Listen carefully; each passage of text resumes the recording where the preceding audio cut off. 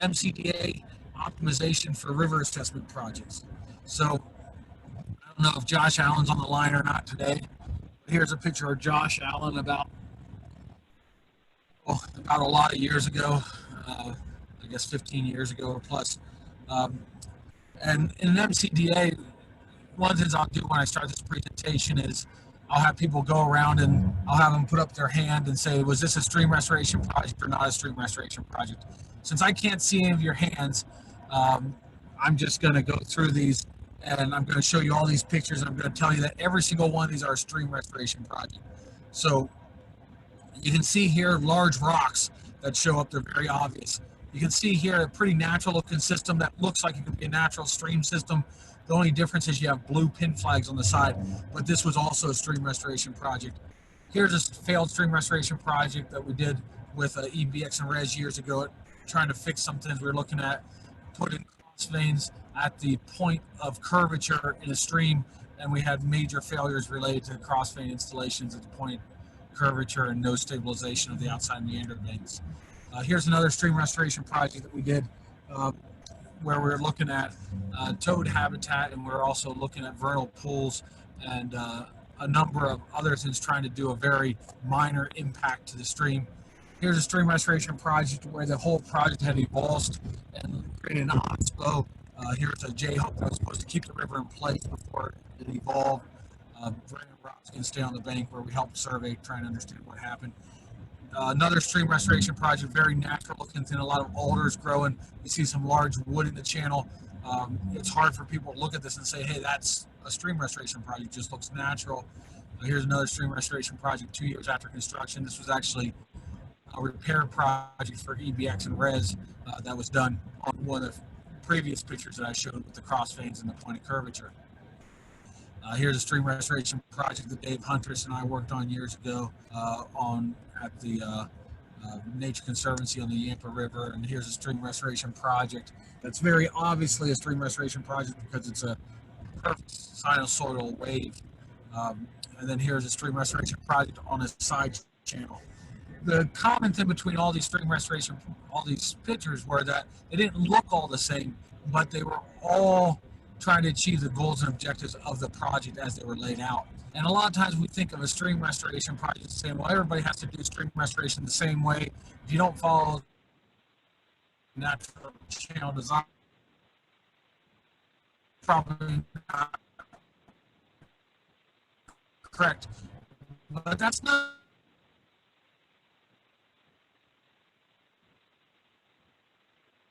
Okay, well, how do we look at these things? But we realize that a lot of times for a successful project, we don't have success because we didn't listen to people enough, or we had bad communication, and we have a lack of communication by a mixed message. This is something like my daughter saying, oh, well, these are the 3 movies I want to watch, and then somebody comes out, and then her siblings pick, okay, well, I want to watch Aristocrats, and then she cries and says, I don't want to watch it anyway, so I didn't like that movie. Well, that's a mixed message because she sent out there and said, I like these 3 movies, and you pick, and then she really didn't want to watch one of those movies. We also have that through jargons. We have that through poor documentation. We also sometimes have muted messages and muddled messages. So we have all these different jargons we use in engineering. So in engineering, we have bank, full, shear, stress, risk analysis, unit stream power, radius and curvature, meander, width ratios. And if you're an engineer, you kind of know what those are. If you're not an engineer, you have no clue what those are, or maybe you learn what a couple of those things are, but it's information that kind of separates us from communicating clearly with others. It will give us a mixed message or a muddled message because people won't understand what we're saying.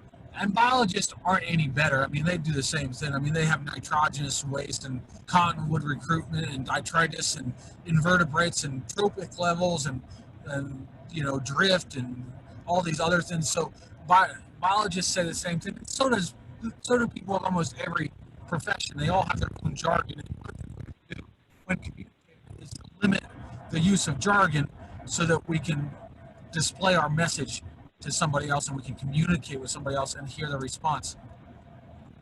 So we have a jargon. We're going to use another jargon word called an MCDA. If you Google MCDA, you'll come up with Michigan Cannabis Development Association and Maine Career Development Association. And being from Colorado, whenever I can put, cannabis in a slide, it always gets comments from people at presentations. So I use that one for the first one. But what we're really talking about is not either of those things, but we're talking about the multi-criterial decisional analysis tool. And essentially all this is let's lay out our goals and objectives. Let's derive criteria from those objectives. And then let's let that define what success is on a project. Let's let that define how we analyze risk on a project.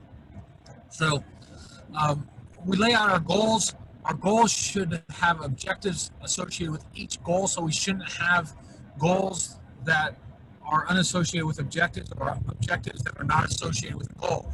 If we have a goal, what this looks like in a spreadsheet form is that we have these goals, we have objectives laid out below there, but then in a spreadsheet we have goals that have a category, and then under that we have subcategories that are our objectives, and they will define criteria in MCDA. And this idea of MCDA, it's a fairly old concept. It's from the last century, related to water development and reservoir design. So it's from the early 1900s. And they were trying to figure out when it's appropriate for water development to put in a reservoir for something. So whether the railroad needs a new reservoir or whether the town needs a new reservoir, if they need it for different purposes, who funds it, and what's the value of it? Where's the risk associated with it? So in MCDA, we'll look at alternatives down the rows and then criteria through the columns of a spreadsheet. And then you rank each one on a qualitative assessment opposed to a quantitative assessment, and then after that qualitative assessment's done, you'll get a quantitative answer. Now that quantitative answer is not really absolute truth, it's just a relative truth, but it's relative based on your other alternatives. So the idea is you get to the end and your lowest MCDA score, if you're scoring everything with a golf score, being that number 1's the best and number 10's the worst or number 5's the best, will come up with your score. We do have a number of example MCDAs and a document that explains the MCDA. So for people that have never heard this term before, we can provide you with some more information. And maybe after this, I'll just copy it on with this presentation and the video and then send it out to you. So the components of MCDA, this is a stream restoration project. We're trying to preserve a wetland. We're moving from a braided stream restoration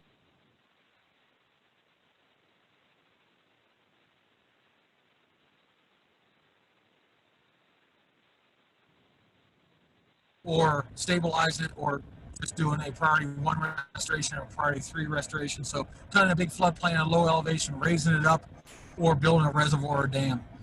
And through this analysis, we looked at all the different goals and the objectives, and we laid out an MCDA score. The lowest one was the most preferred. So that was our highest ranking. So that said move towards a priority 1 restoration and restoration of the upstream wetlands. So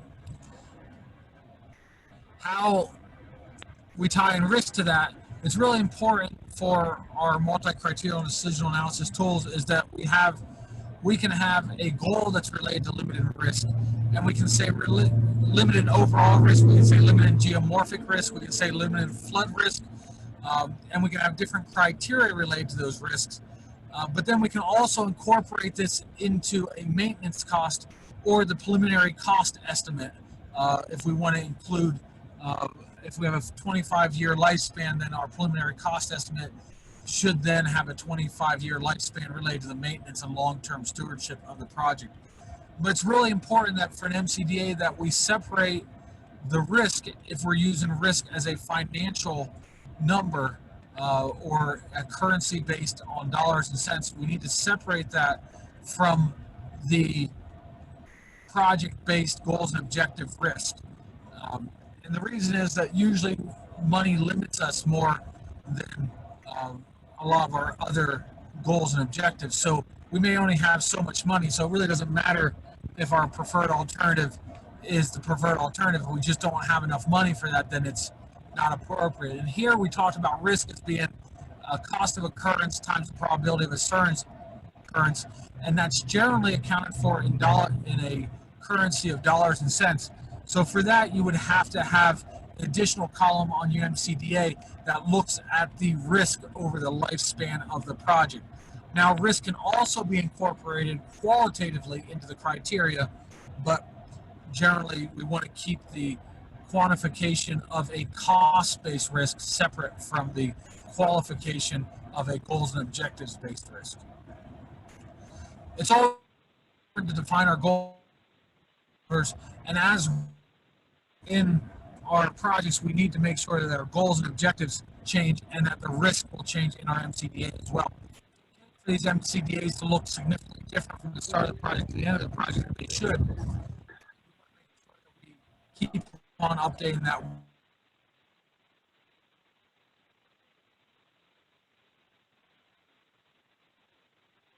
Well, but we also have we have shade covers and things. And this project was, we looked at we can tie between the easy up in my truck. a, We're gonna have your truck as well. I'll figure something out.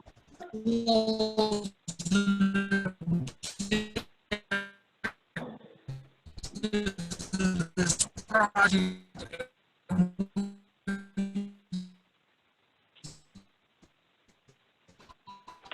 that the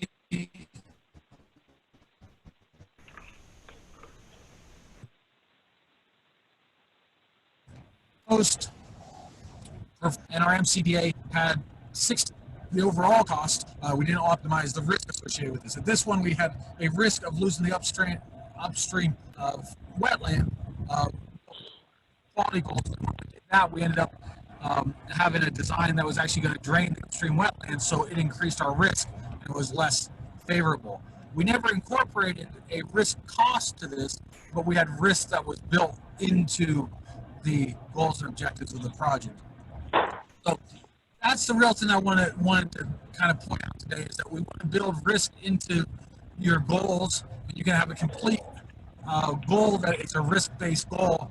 You can have criteria in that risk-based goal that are related to different types of risk, or you can work your criteria of risk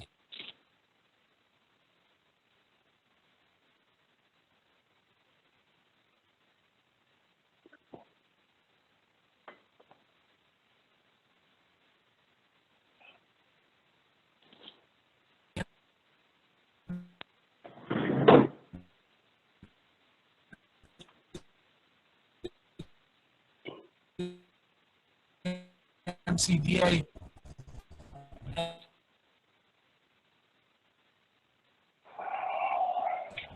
Analysis through the MCDA.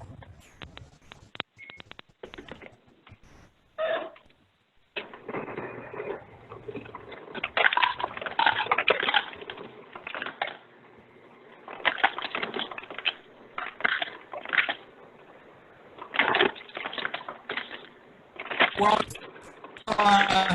if nobody has any comment until people get off the line here today, I hope everybody has a great week. Next week we'll be talking for the first talk about grace, and then the second talk I haven't decided yet what we'll talk about. So if anybody has anything they'd like to add to the group and want to talk about next week, let me know. There's an opening slot. If anybody has anything inspirational you want to talk about, let me know, and I'll push the Grace talk back to the next week. But we appreciate everybody being on the line. Have a great week, guys.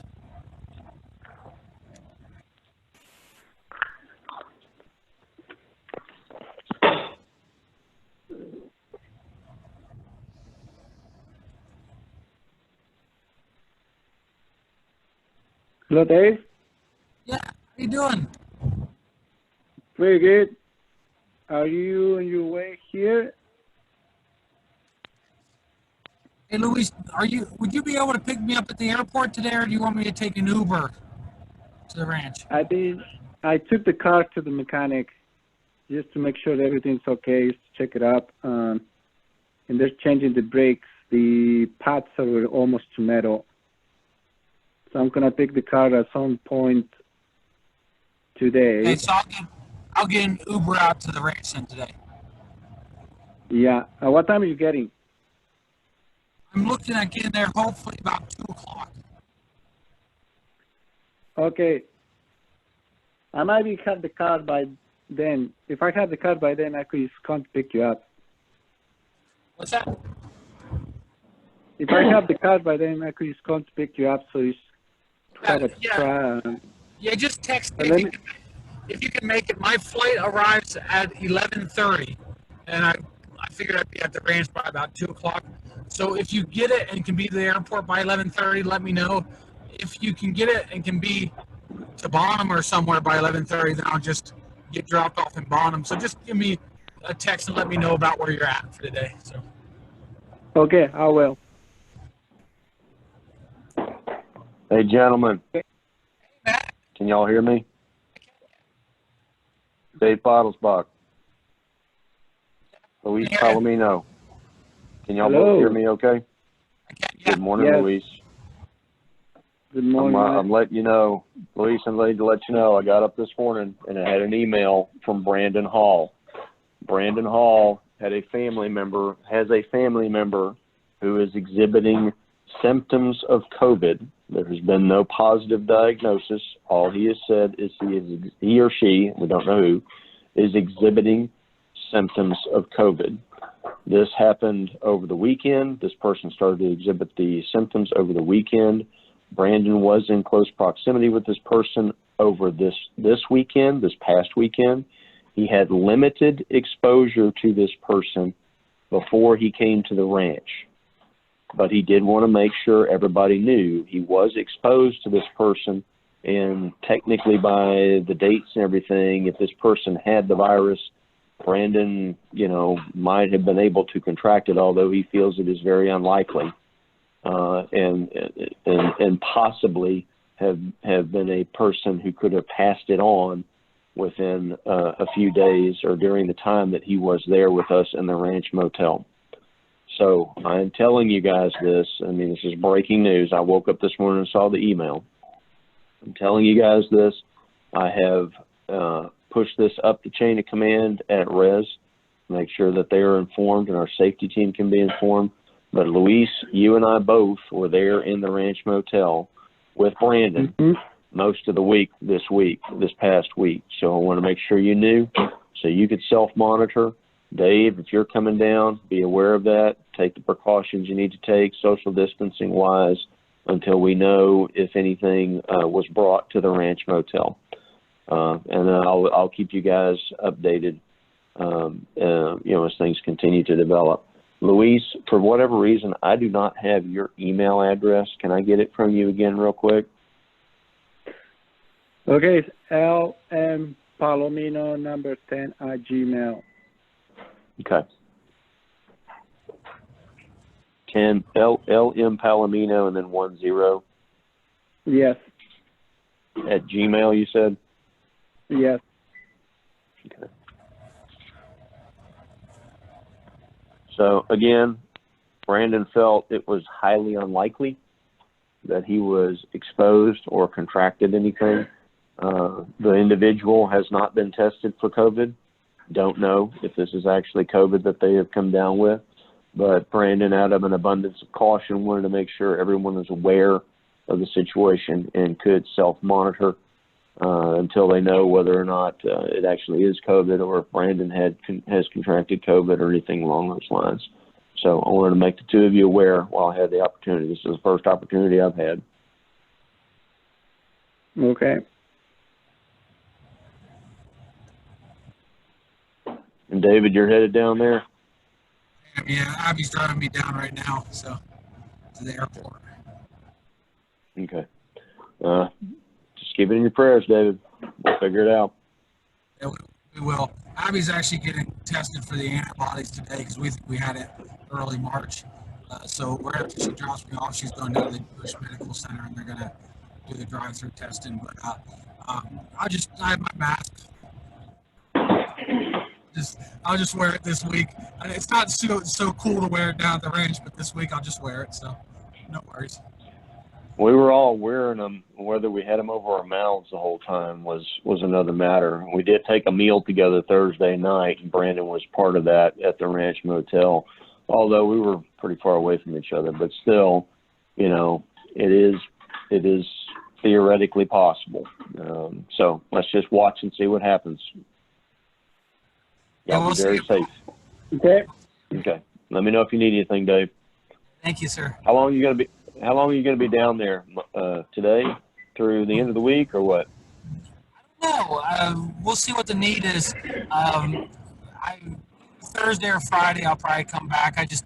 I'm not sure which day it will be. Depends on I don't have a return ticket yet, so. And are you just going down there? Are you going down there specifically for boat arc and to look at Riverby Ranch, or you got some other work you're going to be doing while you're down there? Yeah, the Trib 5 for Willow Branch. I'm going to be working on that, and then Trib 8 over on Boat Arc Creek. I'm going to look over that, and they got a good bit of that done. So I may not have to spend much time on there, but if they need me there for a day or two, then I'll be there for a day or two. If not, then I'll come back a day early. So the 8 looks pretty nice, Dave. You know, both the southern portion and the eastern portion, you know, going into and then coming out of that oxbow, from what I saw. Of course, I'm no expert, but I thought it looked really nice. The construction that's going on what is that? What reach is that, Luis? Is that reach 5? Reach 5. Reach 5, I think, looks really good. You know, I mean, it's really looking nice, the floodplain and then the channel and everything that's getting done, and they're stockpiling for the plugs and this big construction. It looks really neat. If you haven't seen that, that's something else. I think you're gonna enjoy seeing that. I really appreciated seeing the drone photos from Louise, but I still look forward to coming down and seeing what it's like. I haven't been there for almost a month now, so. Yeah, you'll be blown away. All right, y'all take care. I'll keep you updated. Any information that comes my way, I'll send it to you, okay? Okay. Luis, you'll text me with your plans then, is that correct? Yes, I will. All right. Thanks, guys. See ya. Okay, bye.